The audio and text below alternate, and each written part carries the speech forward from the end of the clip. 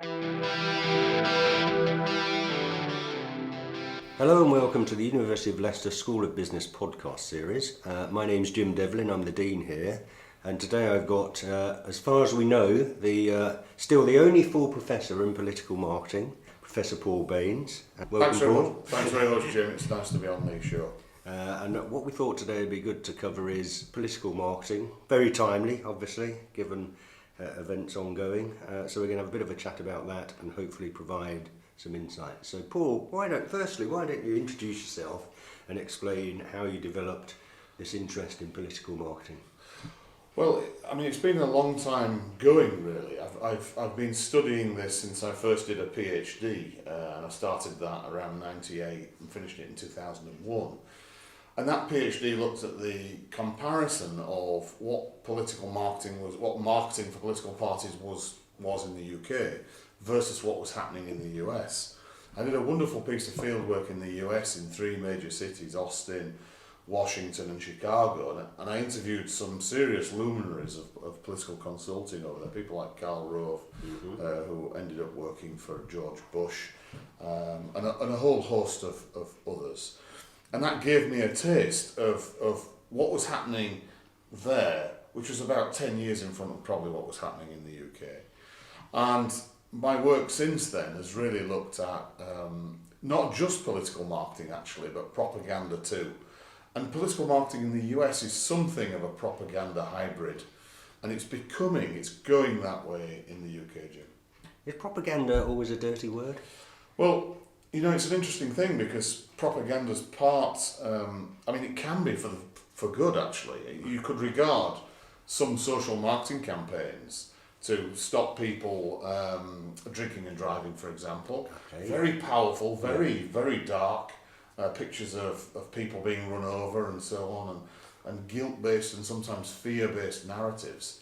Very dark. But clearly no one would argue that stopping people from damaging others on the roads because of this very negative behaviour is a bad thing. So propaganda is not always negative, but I think the type of propaganda that most people are aware of is the sort of propaganda that came out of the Second World War, associated with Nazism and communism, and therefore and very powerful communication tools designed to manipulate people. But you know, propaganda is often manipulative. I mean, that's a key thing of it. Sure. But it's not always, you're not always manipulating people for the negative.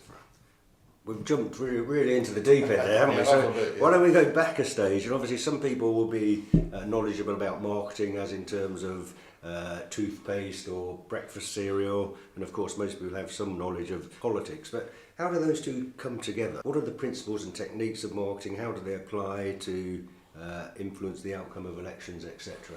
Well, your average person's understanding of marketing is the communications angle. Most people understand that marketing is about communicating. But that's just one component of marketing, really. I mean, there's also a research angle to understand the audience and the customer that you're dealing with. And there's also a strategy angle that's really quite important. And there's a sales angle, and a lot of people understand that sales angle too, but that's just one element of the communication side of things. So good political marketing is about understanding what your electorate wants from a particular election and devising policies that to some extent will meet what people want. But obviously you've got to do that within an ideological framework. You know, you're never going to get Labour talking about cutting corporation tax to the bare minimum, and you're never going to get the Liberal Democrats talking about authoritarian politics. You know, it's just not how they were set up to be.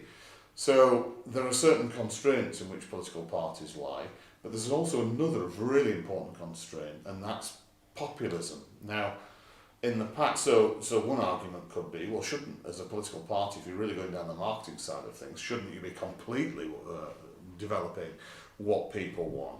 But that leads to populism. So, and is populism always a bad thing? I mean, we see much more populism now at the moment with the likes of Trump, with Boris Johnson to some extent. So there's this fine line between giving voters what they want and giving them what you think they need. And obviously that's all within the constraints of how political parties operated in the past. Yeah, I've always been intrigued by this word populism. because it's taken as a dirty word, but if it's populism, it's popular, it gets people elected. Why is there a problem with that? Yeah, I mean, it's interesting because I would argue that under Tony Blair, Tony Blair was to some extent a populist prime minister, at least at the start when he first came in. The sort of cool Britannia stuff gave people hope and helped them feel good about things. He invested in public services, which was what people wanted at that particular time. Where it all stopped for him, of course, was Iraq, when he stopped doing what people wanted, because if he'd have done what people wanted, he would never have gone into Iraq, because he had millions of people marching against him. So there are limits to populism, and in a polarised world like we're in at the moment, populism's quite difficult to do, because you've got certainly in the UK EU referendum, you've got 50% almost of people who don't want to be in and 50% of people who do want to be in. And being populist in that kind of situation is extremely difficult. Yeah, we went back there to the era of Tony Blair, so with apologies to our younger listeners, I'm going to take you back a little bit further. For those of us old enough to remember, back in 1992, The Sun, which is a sort of popularist newspaper in the UK, had a headline, "It was the Sun what won it," for John Major. So that was talking to the strength of traditional media in influencing people in elections and politics more generally. Do you think that's still the case, or has it been replaced to a certain extent? To be fair, I think that was a big-headed claim from them anyway. I'm not sure the Sun really did win that election for Major. It was a very dicey, marginal election, and they may have helped. But usually what the newspapers do, actually, and I've got some experience of this having worked with a pollster at the time, not at that time, but later on, what most of these newspapers do, actually, is poll their readers, see what direction they're going in, and then come out in favour of that particular audience, the stronger part, the majority, if you like. So I'm not sure it was really the Sun what won it. But you make a really good point that years ago we used to ask the question, and this was after the election, what most influenced your votes? And what we found, certainly in 2005, 2010, which is the last time we asked this question, what most influenced you, we got the debates. It's the debates that influenced us. But posters, newspapers, party election broadcasts were all still in there, still in the mix.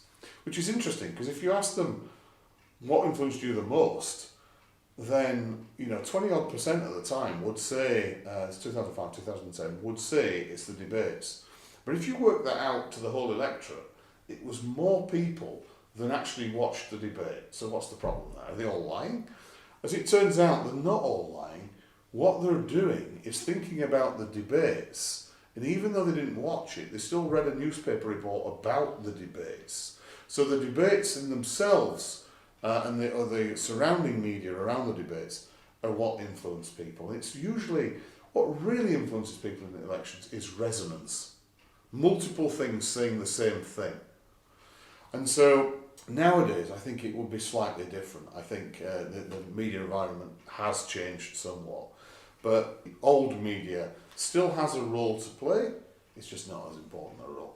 That's really enlightened me in one respect, because immediately after any debate these days, the spinning operation goes into overdrive, doesn't it? It does. The interpretation of the debate and the echoes of the debate are almost more important than debate, and that's an important point you've picked up on there. Yeah, I mean, it's framing. So they're all trying to frame the debate in their own direction. Here's what we said. Is what we set out to do. The best example of this, if you can laugh at it for a minute, is after a result. Yeah. When a party does really badly, so it says something along the lines of, "We expected to do even worse, so we did really quite well." Oh yes. You've covered and commented on a number of elections now. You're a seasoned veteran in some respects. Where do you place this one in terms of degree of uncertainty of outcome? Well, I mean, I think the 2017 election was supposedly a 20-point lead, and May squandered that 20-point lead over the period of the election, really, the campaign period. So she went from a 20-point lead all the way down to a 4-point lead or something, and that's why we got the result that we did, which is the Hung Parliament. This one started, the Conservatives have more like a 14-point lead, which is nowhere near as big as it was. Yeah. But that said, I think Johnson's part of the Conservatives, and Johnson in particular, are keeping fairly quiet. They're not trying to do too much in communication terms. So the result is that they think it's theirs to lose. And if it stayed at 14 points, even given the first past the post system, they should win reasonably comfortably with I would have thought, a small majority. Now, it is quite difficult to say exactly how they would, where this would turn out in terms of seats, because we don't know how many people are going to turn out. We don't know what the weather's going to be like. We don't know whether people are going to be so disenchanted because it's December, whether they've gone away or whether they're too busy. I think there'll be more postal votes this time, so that means that you've got to communicate to those folks earlier. I would say that this was less uncertain than either 2015 or 2017. Okay. And I think it's much more polarised. There's a much clearer choice than perhaps there has been up to now. Now, bearing in mind we've got some listeners from overseas, no doubt. You mentioned a phrase there, hung parliament. So can you just explain what that is and why it causes so many problems in a UK context? It's a great question, because we're not used to hung parliaments. So a hung parliament is where a party, normally in an election, one party has a clear lead and forms government. In a hung parliament situation, the situation is that one party may be dominant but doesn't have sufficient seats to cover all the seats of the others. So what it means is that they are in effect in a minority and cannot therefore get their legislation through. It can't win votes on its own. Exactly. Yeah. It finds putting its legislative agenda together very, very difficult. And as we've seen, that can cause paralysis, frustration, etc. So it's something to be avoided. And highly unusual in British politics, because we haven't had them very much. Sure. So one narrative is that this election is all about Brexit. We've heard quite a lot about Brexit. It's quite amazing we've reached this far without mentioning it in some respects. But others are arguing that the public are now tired of this topic and they want to hear about other things. They want to move on. What argument do you tend to agree with and why? Or are there elements of truth in both? Well, I mean, this is very definitely a Brexit election. Of that there is no doubt. Johnson government could not get their revised withdrawal agreement. Everybody calls it a deal. It's not a deal, Jim. It's a withdrawal agreement. It's an insurance policy, subject to a wider deal if one comes. Yeah. But they couldn't get that through. On the basis that they couldn't get that through, you have one side, which are Conservatives, clamouring for Brexit, almost at all costs, and then you have a party sitting on the fence, which is Labour, and then you have a party which of course believes in disregarding the previous referendum. So there is a very clear, stark choice really for the electorate, but the stark choice is on Brexit. On other matters, well, you will hear other policies, and indeed we've had 3-4 manifestos launched now. We've had the Brexit Party's policies, which largely are Brexit and very little else of any substance. We've had Labour's policies, which largely speak to the idea of building public services, but very, very considerably. They call it a radical agenda. It is radical because it would cost a considerable sum of money. You've got the Conservatives putting forward a less strong policy on economics than perhaps they might have done, so they haven't put forward a corporation tax reduction, which is what they said they would do. They are suggesting they'd spend more money on the NHS, which they know people would like to hear. They are talking about spending more money on the police, but that's an announcement they've already made. So there is a discussion about these wider policy areas, but it's kind of noise, because what the electorate really want is to settle this question of Brexit. That's interesting. I very much characterise what I've seen from the Conservative Party campaign and the Manifesto launch very recently. It's safety first. And do you think that's going to work? Do you think people want to hear more than that, or is that sufficient just to make the Brexit message front and centre, and that's probably going to deliver what they want? I'm asking you to predict there. No, in a sense you are, but I think it won't work on its own, because Labour's come out with this giveaway sort of situation in which they're prepared to invest significantly in public services and not really addressing the cost. So if the Conservatives don't come up with something themselves on public services, then I think it will look remiss, and it is possible that people will think, what the hell, we'll vote for this other possibility regardless of cost. I mean, I do think that's something really important about this election that we've not discussed. There is a shift, there's a big shift in politics. And this is the populism thing. Away from rational evaluation of candidates to an evaluation of candidates on gut feel. Do they broadly speak to how I think about the world? And I think it was 'twas ever thus to a degree, but I think it shifted much more that way. So people are now starting to say, we'll vote for this, whatever. So a clear example would be the situation with regards to a no-deal Brexit. A significant number of people are now prepared to vote for a no-deal Brexit, despite the difficulties that would cause the economy and our relationships with European partners, simply to get this over and done with. Yeah. And that's a somewhat irrational Yeah. stance on behalf of the electorate, but they're still prepared to do it. And do you think that's a temporary thing because of Brexit, or do you think that's a fundamental shift that may endure? Well, I think I always remember this in the context of, and it was Boris again actually, in the context, I think it was the 2008 or 10 mayoral election, I can't remember exactly. And the question was, to what extent do you think policies are best for the mayoral candidate versus the incumbent mayor? And at that time, he was a mayoral candidate. And the answer was, I don't think his policies are very good. And then, this is Johnson's policies. And then the question was, who would you prefer for mayor? And it was Johnson. And that bamboozled me at the time. Why would you want to elect somebody whose policies you didn't think were very good?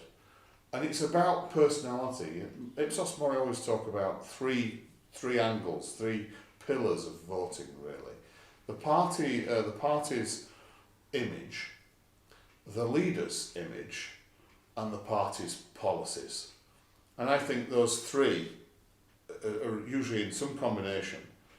But what we've seen most recently in general elections, we've been measuring it every general election, is there's been a shift towards leader image. And so Johnson, to some extent, this isn't just a vote on Brexit. Yeah. This is also Corbyn versus Johnson. It's a very presidential kind of election. Yeah. And that's something that's a fairly recent development as well, isn't it? And it's rare that you get all of those three things perfectly aligned and in one's favour. So it then begs the question, which is more important? So you're touching on another crucial point there. We're coming back to something that you did mention before, but I think it's important to tease it out a bit more. So we've had a television debate and a sort of individual questioning of the leaders in what we call a question time style here in the UK. How important an influence do you think that is? And compare and contrast it perhaps to my social media feed or other things that are going on to convince me to vote one way or the other. Yeah, I think the debate's important. It was slightly unusual this time around because it was a real head-to-head debate. And the past couple of times we've not really had a head-to-head debate, so it's been a very sort of US presidential style debate. Actually, I like to see that. I think that's important. I think that allows leaders to really engage in dialogue rather than a monologue. And of course, questions from the audience help keep them on their toes. So I think that's great. That does influence people, not just, as I said, not just in watching it, those that watched it, but also those that read the commentary on it. So I think that's probably one of the most important influences on how people vote. That said, I think there's been a significant shift in how people are gaining their information about election matters and politics.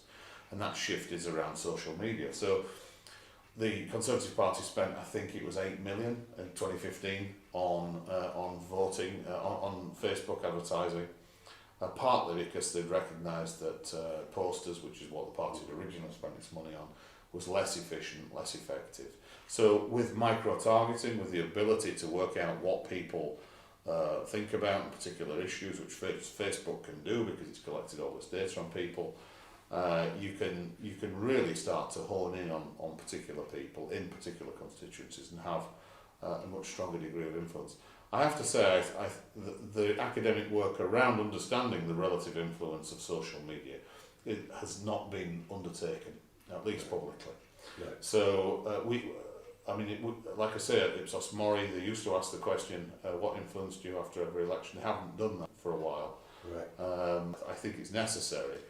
But my feeling would be that that is rising in importance. Yeah. And as a result of that, we've seen foreign influence in elections, of course. We've seen Russian influence in 2016 in the US, also in the UK EU referendum to a lesser extent, and in the 2017 election. So this is something that's of concern because, of course, adversaries and external agents can to some degree subvert our elections. So it's not just, but it probably was always like this, it's not just our parties fighting away for communications in the communication space, it's lots of other actors talking too. Yeah, perhaps come back to that in a second, but before that I just want to reflect on the debates again, and we had situations where both of the party leaders were openly mocked and laughed at by the audience. Indeed. What's your reflection on that in terms of the standing of politicians in public? Oh, I mean, the standing of public in general is terrible. They've always had a poor standing in people's eyes. You'd have to go back a long time to see a situation in which people held them in really high esteem. So the view, of course, is that they lie, that they're mendacious. I don't think that's always true. The view is that they're always out for themselves. I don't think that's always true either. Many of them are public servants, but genuine public servants. But that's not the point. The point is the real shift, I think, in British politics came about with the expenses scandal in 2000, in the late 2000s, mid to late 2000s. And what happened there was a realisation that they were claiming ridiculous sums of money for ridiculous items like the duck pond and often with the encouragement of the civil servants. Indeed, but that's not the point. The point is your average person was saying, hang on a minute, I can't claim this stuff when I claim expenses of my work, so why should they be able to? Yeah. And I think the outcome of that was very significant reduction in public support for politicians. But then we had the greater polarisation of politics. We had the coalition, which hung Parliament in 2010. We had this minority government after 2017. So what you're seeing is a massive polarisation of politics, and that polarisation in itself creates damage because a larger group of people don't get what they want, if you like. Yeah. So we mentioned fake news. Do you think it's a big deal, or do you think that's hyped up a bit as well? I mean, my own view is, but I can tell the scepticism in your voice. But I think it is a big deal. I think there's potential for this to change elections. If you read a book by Kathleen Hall Jameson, she's a guru on political communication.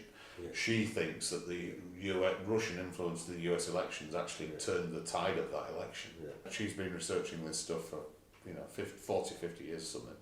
So she believes that. I can see how in a polarised election an adversary could have an impact. Yeah. We know that adversaries are trying to have an impact. We're seeing it all the time. There are major issues in the cybersecurity world around hacking and so on. So the Labour Party's machines were hacked in this election.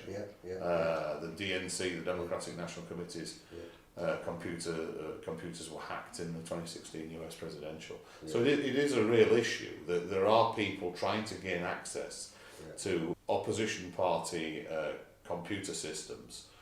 The question is, what are they trying to do with that data? Now, we know from the 2016 US presidential that what they were trying to do was find information on Hillary that they could use to put into WikiLeaks to denigrate her character, to defame her, to assassinate her character, if you like.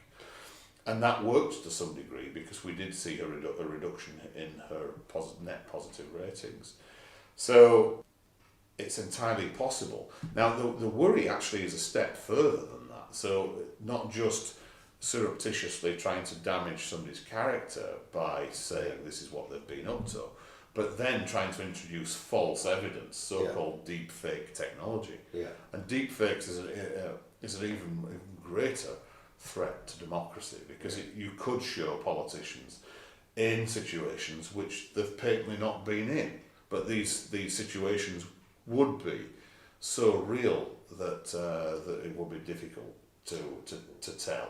And we haven't yet really had examples of politicians being put into this situation, but we have had videos released by firms showing the possibilities. Yeah. This is cybersecurity firms and so on, showing the possibilities. And whilst the technology is not quite there yet, you can just about tell that this isn't right. I think down the line, this will be a serious problem. And of course, it's only going to further undermine trust in politicians and increase the amount of alienation. So I've just got one final question for you, unless there's anything else you want to add, and that's how you will be spending election night. Well, I'll certainly be watching the exit poll, no doubt, and that's usually been highly accurate. So and often surprising. So I think the real news will be at 10 o'clock. And then there's that 2-hour period where nothing happens and everybody talks about things that haven't yet happened. That's Indeed. And everybody tries to say that it's different on the ground and exactly. all the rest of it. Indeed, yes. But so I'll probably have a few drinks and while away the early morning watching and waiting to see what finally happens, Jim. Brilliant. Professor Paul Baines, thank you very much.